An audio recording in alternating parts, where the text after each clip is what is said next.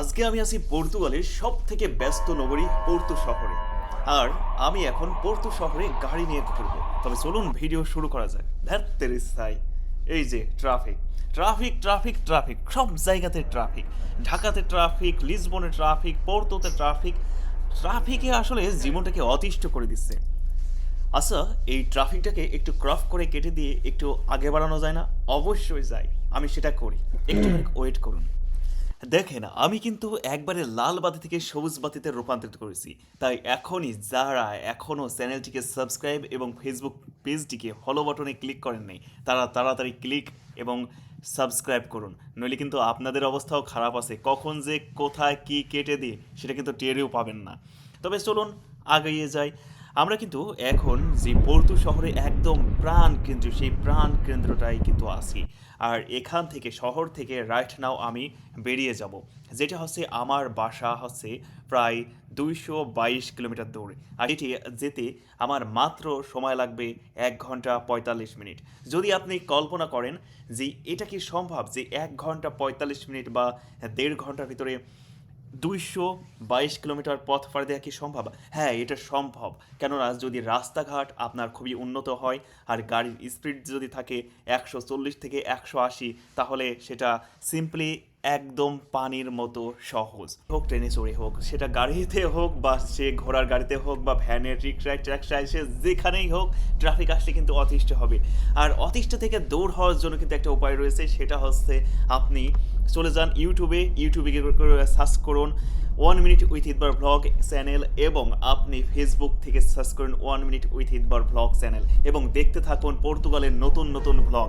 আপনি কিন্তু পর্তুগালের ভ্লগ দেখতে দেখতে কখন যে আপনার ট্রাফিক আপনার মন থেকে বা আপনার শহর থেকে যে দূর হয়ে যাবে, সেটা কিন্তু আপনি কল্পনাও করতে পারবেন না। তাই এক্ষুনি দেরি না করে খুব দ্রুত চলে যান, সার্চ বারে লিখুন 1 minute with Itbar vlog channel and enjoy করুন নতুন নতুন ভ্লগ ভিডিও পর্তুগালের। আর পর্তুগাল সম্পর্কে যদি আপনার কোনো প্রশ্ন থেকেই থাকে, তবে সেটাও অবশ্য কমেন্ট করে জানাতে পারেন।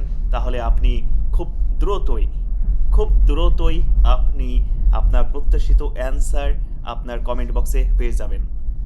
পর্তুগালের পোর্তো শহরে যদি আপনি কখনো ঘুরতে আসতে চান, তাহলে হচ্ছে আপনি অবশ্যই, আমি সাজেস্ট করব আপনি আসবেন জুন, জুলাই, আগস্ট, সেপ্টেম্বর, অক্টোবরের দিকে। তবে এর ভিতরে সব থেকে বেস্ট টাইমিং হচ্ছে আগস্ট। একটুখানি ভালো আছে, কিন্তু এই সময়টা অনেক ভ্যাকেশন, অনেক ইউরোপের সব জায়গাতে ছুটি থাকে, যার কারণে কিন্তু আপনার পর্তুগালে অনেক লোক টুরিস্ট এই পোর্তো শহরে আসে। সেক্ষেত্রে আপনাকে আমি বলবো আগস্টের দিকে না এসে আগস্ট, সেপ্টেম্বর এবং অক্টোবরের দিকে আপনি পর্তুগালে আসবেন। বর্তমানে আমি যে রাস্তা দিয়ে যাচ্ছি, এই রাস্তাটা হচ্ছে বাড়ি যাবার রাস্তা।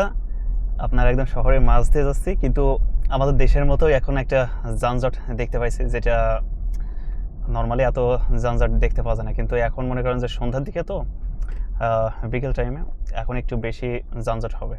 আবার দেখা গেছে খানিকটা পরে আবার রাস্তা ফ্রি হয়ে যাবে। আসার সময় কিন্তু এতটা যানজট ছিল না, একদম ফ্রি ছিল। তবে আর 10 মিনিট মতো লাগবে এই যানজটটা পার করতে। তাহলে দেখা গেছে আপনার একদম ফাঁকা রাস্তায় উঠে যাব, তখন শুধু রিল্যাক্সে গাড়ি টানা হবে। আর এখন একটু ভয় ভয়, কেননা আপনার শহরের ভেতর তো খুব, দেখেন 2-10 হাট দূর দূরেই আপনার ট্রাফিক দেওয়া। তার সাথে বুঝতে পারছেন যে কি সমস্যা। যদি একটা অ্যাক্সিডেন্ট হয়, আল্লাহ না করুক, আল্লাহ করে সহি সালামতে বাসায় যেতে পারলে হয়। এই যে এটা আসতে তখন লাগছিল মাত্র 30 সেকেন্ডও লাগে নাই, কিন্তু এখন দেখুন ওই সামনে, ওরে বাপ রে বাপ, ফুল সামনে যত দূর চোখ যায় দেখেন সব লাল আলো জ্বলছে।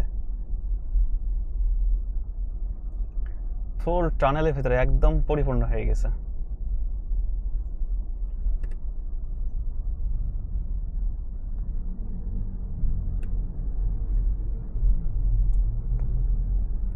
এই বাইকওয়ালারা সব জায়গাতে তাদের প্রাধান্য দেখা যাচ্ছে, কোন জিনিস আপনার হুকফুক করে এদিক সেদিক দিয়ে বেরিয়ে চলে যায়, সমস্যা হয় না। কিন্তু যত সব সমস্যা এই যে আমাদের, এই যে দেখেন আরেকজন BMW গাড়ি, মোটরসাইকেল। এখন মোটরসাইকেলগুলো কিন্তু অনেক টাকা দাম, 50,000 40,000 ইউরো দাম। একটা কার গাড়ির থেকেও কিন্তু অনেক বেশি। হ্যাঁ, 40,000 ইউরো দিয়ে যদি একটা গাড়ি কেনা যায় তাহলে আমাদের দেশে একটা ভিআইপি একটা ভালো গাড়ি হবে। কার বাবা বাবা, অনেক টাকা তো, কিন্তু এরা কিছু মনেই করে না। অনেকক্ষণ যাবো কি যাব না, যাবো কি যাব না, এই রকম ব্রেক করতে করতে আসলে মাথার ভিতরে একটা বুদ্ধি আবার চলে আসলো যে একটা স্পিডটা একটু বাড়িয়ে দিই। আরে ভাই, গাড়ির স্পিড না, এই স্পিড হচ্ছে আপনার এডিটিংয়ের স্পিড। তো যেই ভাবনা সেই কাজ, এই যে এবার বাড়িয়ে দিছে, দেখেন এবার কিভাবে গাড়িগুলো যায়, পাসিং হয়।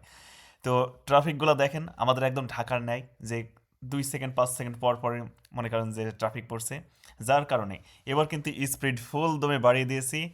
খুব দ্রুত এবার কিন্তু আমার ভিডিও শেষ পর্যন্ত দিকে চলে যাবো এইভাবে। তো দেখা গেছে সিনারিগুলোও কিন্তু আসলে আপনারা সব কিছু দেখতে পারবেন, হাই রোড বলেন বা আমার বাড়ি যাওয়াটাও আমার মনে হয় একটু খুব দ্রুত সম্ভব হবে।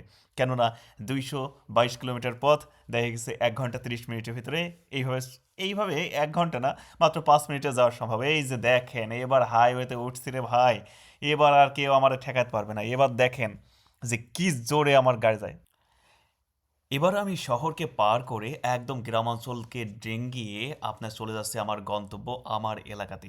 তো তার জন্য দেখুন আমার স্পিড কিন্তু এখন পর্যন্ত কমই দেয়নি, যার কারণে কিন্তু আপনারা দেখতে পাচ্ছেন যে কত জোরে আমার গাড়িটা যাচ্ছে।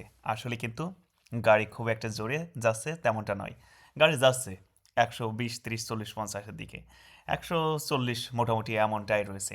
কিন্তু আমার যারা ফার্স্ট লেনে আছে তারা কিন্তু অনেক গতিতেই যাচ্ছে। তবে তারপর কিন্তু এভাবে চলতে চলতে চলে আসলাম একদম লাস্টের দিকে। তো এখানে এসে দেখলাম দুইজন মখলেস গাড়িতে গাড়িতে তাল মারছে, মারার পরে এই যে পুলিশ টুলিশ আসতেছে, এখন এসে তাদের দেখা গেছে গাড়ির ইন্স্যুরেন্স আসবে, এসে তাদেরকে পরের অ্যাক্সিডেন্ট দেখতে গিয়ে নিজের অ্যাক্সিডেন্ট হয়, ঠিক তেমনই একটা কথার সাথে কিন্তু মিলে যাচ্ছে। দেখুন আমার সামনে একটা গাড়ি রয়েছে, একদম পিছনে একটা গাড়ি, যে গাড়িটা শুধু আউটে বাউটে যাচ্ছে, সে যাচ্ছে না সামনে আগাতে পারছে না, না পারছে পিছনে। তো দেখেন ওই যে সামনে ঢুকতে যাচ্ছে, দেখেন সে ঢুকতে পারেনি, পুনরায় সে কিন্তু আবার বের হয়ে গেছে, তার নিজের রাস্তায় লেনে এসেছে। তো এই রকমই করার কারণেই কিন্তু অ্যাক্সিডেন্টগুলো বেশি হয়ে থাকে। এই যে আমার সামনে যে গাড়িটা দেখতে পাচ্ছেন, এই যে আবার বাস সাইডটাতে ঢুকে পড়েছে। এবার দীর্ঘক্ষণ গাড়ি চালানোর পরে আসলে এখন আসলে খুব ক্লান্ত লাগছে। তো ক্লান্ত দূর করার জন্য যদি সামনে কোথাও একটা রেস্ট রুম পাই তাহলে অবশ্যই সেখানে দাঁড়াবো আর সেখান থেকে কিছু কেনাকাটা করে নেব। নর্মালি দেখা গেছে পানি জাতীয় কোনো কিছু, তো অবশ্যই কোনো কিছু নেওয়া লাগবে, না হলে দেখা গেছে একটু কেমন ঝিমঝিমি লাগছে, তার সাথে কেমন একটু লাগছে। তো দেখি যে সামনে ইনশাল্লাহ হয়তো বা কোনো কোথাও জায়গা পাবো। আর এদের একটা সিস্টেম রয়েছে, এই যে আমি অলরেডি পেয়েছি, যেটা হচ্ছে 30 কিলোমিটার পর পর আপনার রেস্ট রুম রয়েছে, প্লাস আপনার দেখা গেছে ফ্রেশ হওয়ার জন্য দারুণ সুব্যবস্থা রয়েছে। মানে ওয়াশরুম থেকে শুরু করে আপনার রেস্টুরেন্ট থেকে শুরু করে থাকার জায়গা থেকে শুরু করে সব কিছু আসলে এই জায়গাতে রয়েছে। এটা একটা বিশাল একটা দারুণ একটা ব্যাপার, যারা যাত্রী রয়েছে তাদের জন্য খুবই দারুণ একটা ফ্যান্টাস্টিক একটা ব্যাপার। তো সব মিলিয়ে আমার কিন্তু দেখা গেছে রাত হয়ে গেছে অলমোস্ট। আমি বের হয়েছি 5:30 6টার সময়। তো 6টা থেকে যদি আপনার এখানে আসতে 1.5 ঘন্টা বা 2 ঘন্টা সময় লাগে, তাহলে বুঝতে পারছেন যে সন্ধ্যা বা রাতের কাছাকাছি আপনারা